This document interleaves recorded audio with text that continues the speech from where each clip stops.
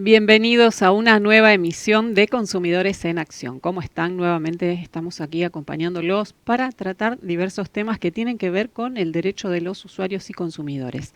Esta vez para hablar de un tema relacionado con la salud y las personas en situación de vulnerabilidad muchas veces, que son los pacientes que padecen diabetes. Bueno, distintas problemáticas se presentan en relación a este tema, así que para eso vamos a hablar con un abogado, asesor en Derecho a la Salud, especialmente sobre esta problemática, y también le damos la bienvenida a Valeria Baccaro, que nos acompaña como siempre aquí en Consumidores en Acción. ¿Qué tal, Valeria? Hola Alejandra, ¿cómo estás? Bien. Bueno, muchas gracias. La verdad es que más de una vez estamos tramitando ciertos reclamos o asesorando a personas que, bueno, se ven vulneradas, como bien dijiste, por la falta de cobertura o la falta de atención acorde a las prescripciones médicas. Ya lo hemos hablado en otros programas. Muchas veces lograr obtener todas las prestaciones que el médico recomienda, que el profesional, ¿no es cierto?, nos está diciendo que requerimos, por ejemplo, determinadas bombas de insulina o secuencias de análisis, distintos tratamientos para cada persona, ¿no?, según el grado de diabetes que tenga, y que muchas veces estos reclamos lamentablemente no son atendidos, no son ni siquiera respondidos por las obras sociales o las medicinas prepagas, para lo cual se requiere que uno tenga que concurrir a un abogado, mejor todavía si es especialista en Derecho a la Salud. Por eso hemos invitado al doctor Pablo Campabadales de la ciudad de Casilda. Pablo, además de especializarse en el área, es abogado especialista en Derechos del Consumidor, integra la Cátedra B de Derecho del Consumidor de la Facultad de Derecho de la UNR y además es docente de hace mucho tiempo, también incluso de escuelas medias, con lo cual nos va a explicar seguramente, con ese afán de docencia que tiene. De una forma muy didáctica, seguramente. Claramente, para que los usuarios y las usuarias del servicio de salud que padezcan esta enfermedad sepan cuáles son sus derechos, a qué están obligadas las entidades médicas y por sobre todo cómo reclamar o por dónde empezar una vez que uno no obtiene la prestación conforme lo establecido por el médico o tratante. Pablo, ¿estás ahí? ¿Podés sumarte hoy a nuestro programa, por favor? ¿Qué tal? Bienvenido, Hola, Pablo. ¿qué tal? Buenos días, Alejandra, Valeria. Bueno, muchas gracias por esta invitación. Y bueno, creo que el rótulo de asesor en salud me queda grande, porque, bueno, como sabés, es un área que es muy diversa, muy compleja y tiene una normativa y regulación que va cambiando permanentemente.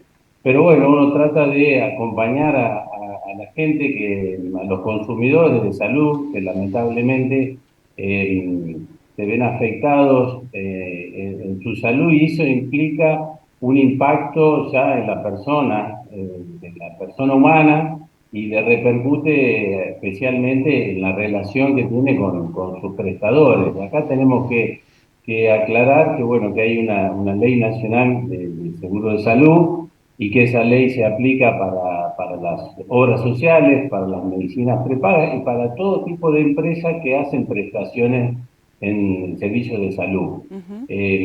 Lo que se plantea muchas veces, como bien decís vos, Valeria, es un problema de cobertura, de carencia o de prestaciones parciales de cobertura, y muchas veces el gran problema es que, como lo sabemos nosotros en la Cátedra Consumidor, tenemos por un lado el proveedor, que en este caso es la empresa de salud, llamémosla así genéricamente, que es súper profesional, que conoce relaciones, conoce la legislación, normativa, y por el otro lado tenemos una persona que en este caso es un consumidor, pero que además se encuentra atravesado por un problema que afecta a su salud, con lo cual le impide pensar como un sujeto de derecho de aquel que estaría en condiciones, si se quiere, normales de salud física y emocional, ¿cierto?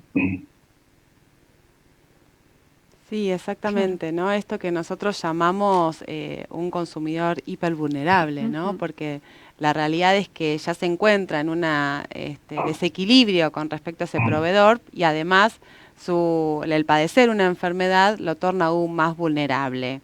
¿Qué prestaciones, podríamos decir, Pablo, se encuentran obligadas, ¿no? ¿Qué es lo que establece? ¿Está dentro del PMO? ¿No está dentro del PMO?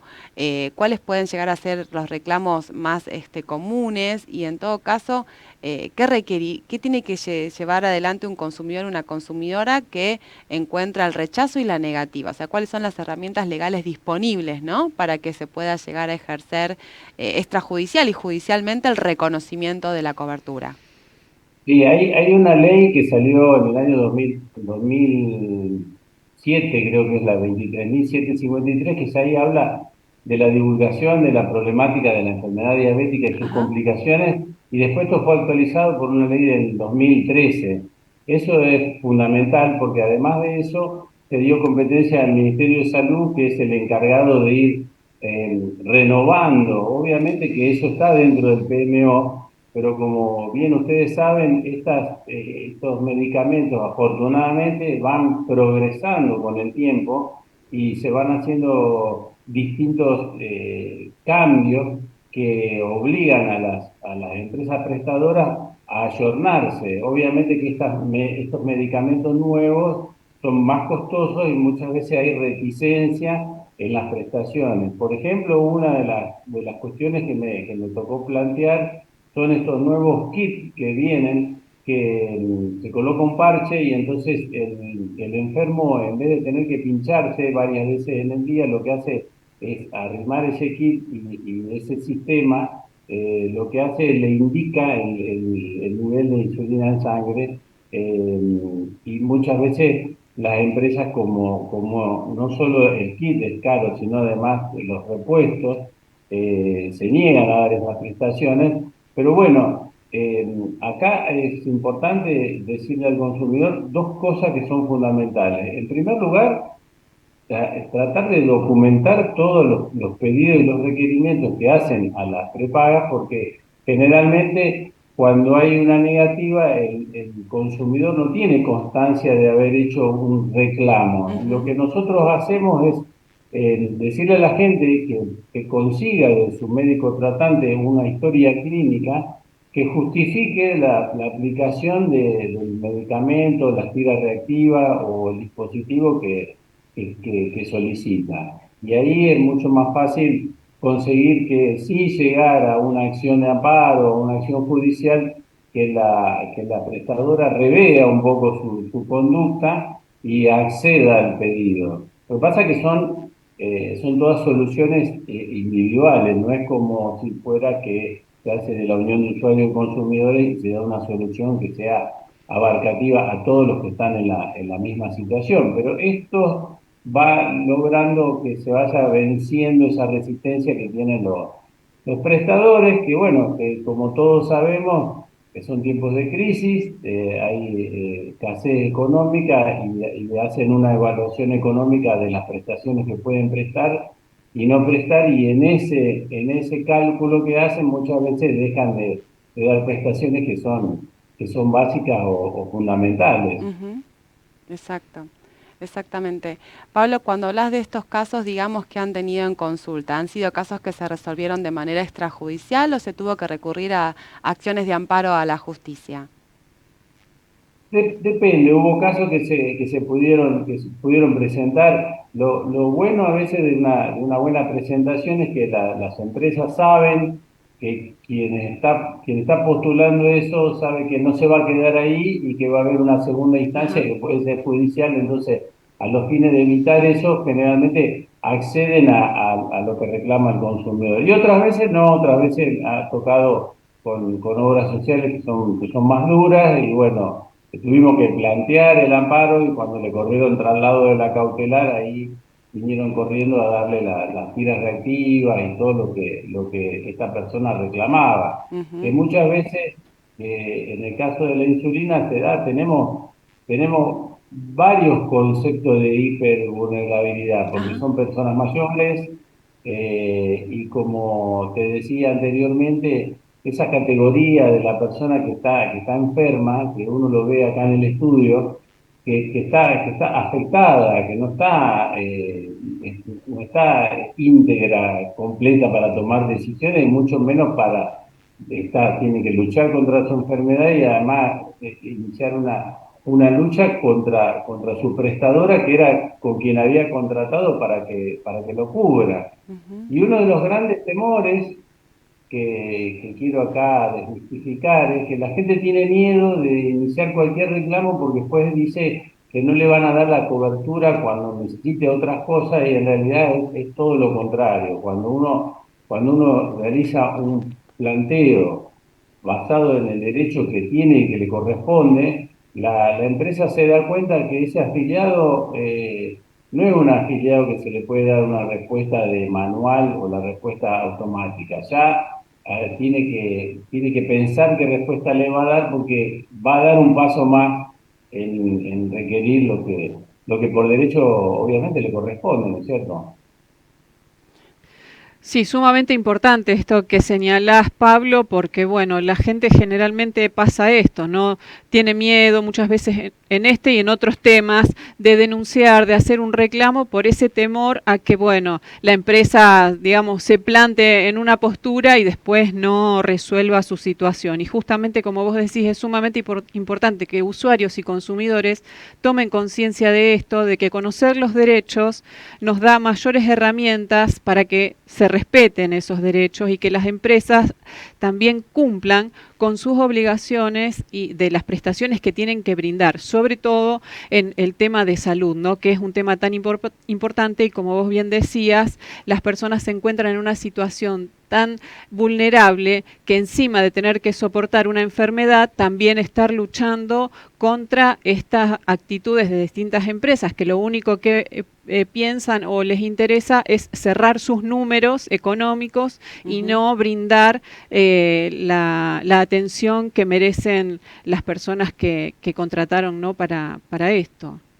Es importantísimo lo que vos decías, Alejandra, porque fíjate que todo eso, toda esa lucha que Vale la conoce de hormiga, del consumidor, lo que hace es romper esa resistencia que tienen en este caso los proveedores, porque después, cuando ya tienen uno, dos, 10 casos, a esa empresa que hace un cálculo económico dice, bueno, me conviene buscar un proveedor, conseguir esto que están solicitando y de última hacer una compra grande y entregárselo a todos mis afiliados, en vez de que me metan un reclamo hoy, mañana una acción de amparo, y que todo eso tenga también un costo. A veces el cálculo del costo dice, bueno, ya lo tengo a Pedro, a Pablo, a Ernesto, que vienen a reclamar, y todo eso rompe, pero para eso tenemos que lograr que el consumidor dé el paso de decir, bueno, estoy dispuesto a formular mi reclamo, y para eso son importantes las oficinas municipales, porque cumplen un rol fundamental. Tienen proximidad con el usuario, tienen un trato muy humano, y tienen la presentación de una oficina municipal que el día de mañana puede aplicarle también una sanción económica, una multa, por haber incumplido estas obligaciones que son básicas. Entonces ahí se junta la fuerza del reclamo del usuario con el poder del Estado, que en este caso tiene que venir a desbalancear ese contrabalanceo que hace el proveedor, que es un súper profesional. Ujú. Claro, y muchas veces, bueno, uno dice, ay, yo un simple usuario no voy a ir a denunciar a semejante empresa, y no, hay que denunciar, porque esa acción a lo mejor de uno, dos, tres, hace que después el resto pueda recibir la atención que corresponde, y que, bueno, estas empresas desistan en forma posterior de seguir haciendo estas prácticas, ¿no? Sí. Sí, aparte lo Claro, hemos... porque Perdón. Sí, si Pablo. hablamos de ADIC, de la Asociación de Diabéticos del Departamento Casero, un poco la labor que hacen ellos es buscar insulina, tiras reactivas, y darle a la gente que no tiene. Trabajan con el hospital, y hay veces, como uno de los casos, que la mujer tenía una obra social que se lo tenía que dar. Entonces, esa mujer, digamos, estaba recibiendo tiras reactivas que en realidad podía dárselo a gente que realmente no tiene ningún tipo de cobertura, Claro. y la obra social empezó a cubrirla, y ahora la está cubriendo con total regularidad, porque lamentablemente la diabetes es una enfermedad que no es que se va a curar, sino lo que vamos a tener que hacer es tratarla por el resto de sus días, y una enfermedad que a nivel mundial en el año 2050 va a seguir creciendo, va a ser una de las enfermedades más graves que afectan al planeta. Ujú. Sí, exactamente, Pablo. Creo que un poco esto nos da la pauta de nuestro lema, ¿no? De consumidores en acción, que lo único que no puede hacer el consumidor es quedarse de brazos cruzados, ¿no? Siempre damos como ese mensaje, pero hoy lo decimos con todas las palabras. Los consumidores lo que no pueden hacer es quedarse sentado y de brazos cruzados, porque las herramientas están, los dispositivos también, como bien decís, las oficinas de defensa del consumidor, las asociaciones, no solo de consumidores, porque me estás hablando de otras asociaciones, las que justamente trabajan en pos de la protección de personas que padecen diabetes, de personas que padecen epilepsia, le hemos hablado también con los electrodependientes, no sea, agrupaciones, ¿no? Personas que se unen en lucha para visibilizar, para romper, como vos decís, en un trabajo de hormiga, una red que una vez que se traspasa se ve el cambio, pero que claro, eso lleva tiempo, lleva esfuerzo, lleva trabajo de equipo. Y bueno, nosotros en base a eso siempre tratamos de trabajar de manera conjunta, ¿no? Con estas asociaciones en un movimiento de lo que requiere como objetivo común lograr un cambio desde las organizaciones civiles en las políticas públicas o en la toma de decisiones, ¿no? De lo que hace ya más al sector de empresas o de obras sociales. La verdad, Pablo, yo te felicito por tu trabajo. Vos sos muy humilde cuando decís que no sos un especialista, pero lo sos un referente de la ciudad de Casilda y también del departamento. Por eso no podías estar fuera de este segmento, de este programa, único creo, único medio que trabaja en un programa especial y dedicado a las personas consumidoras para aportar claridad y también para aportar sabiduría y toda una trayectoria profesional que da cuenta de que tu mirada no solo está en la demanda, en la redacción de una carta de documentos, sino en contemplar toda la problemática de lo que es padecer una enfermedad y no sentirse atendido por quien en materia tanto contractual como legal tiene todas las obligaciones de tener que cumplir. Así que muchas gracias, Pablo, hoy por tu participación y por esta entrevista. No, gracias a ustedes. Como decís vos, Valeria, yo creo que lo más importante donde se edifica todo el trabajo que debe hacer un profesional que está en este área es contemplar, tener la mirada humana. Y después todo lo otro viene por añadidura, porque como decía bien, yo creo que este es una de una de las grandes categorías de hipervulnerables, porque la gente cuando llega necesita el apoyo jurídico, pero también el apoyo personal, está luchando a veces con un tumor o con enfermedades mucho más graves, incluso enfermedades neurodegenerativas, que no va a solucionar su problema, sino va a tratar de mejorar su calidad de vida. Y bueno, y ahí tratamos de ayudarlo. Te digo que no me considero un especialista, porque este área es amplísima, pero lo que tiene es que la Constitución, los tratados internacionales y la Corte nos avalan a decir que el hombre es el centro de donde gira todo el derecho, y muchas veces esa es la piedra para solucionar la problemática y darle al pobre afiliado la respuesta que se hace esperar. Muchísimas gracias a ustedes por darme esta posibilidad de llegar a un montonal de gente y tratar de animar a esa gente que accione, que consulte y que mueva esa ola que está ahí adormecida, que son los consumidores. Bueno, muchas gracias a vos, Pablo, por tu aporte muy valioso, por cierto. Hasta otro momento. Bueno, muchísimas gracias, Alejandra y Valeria.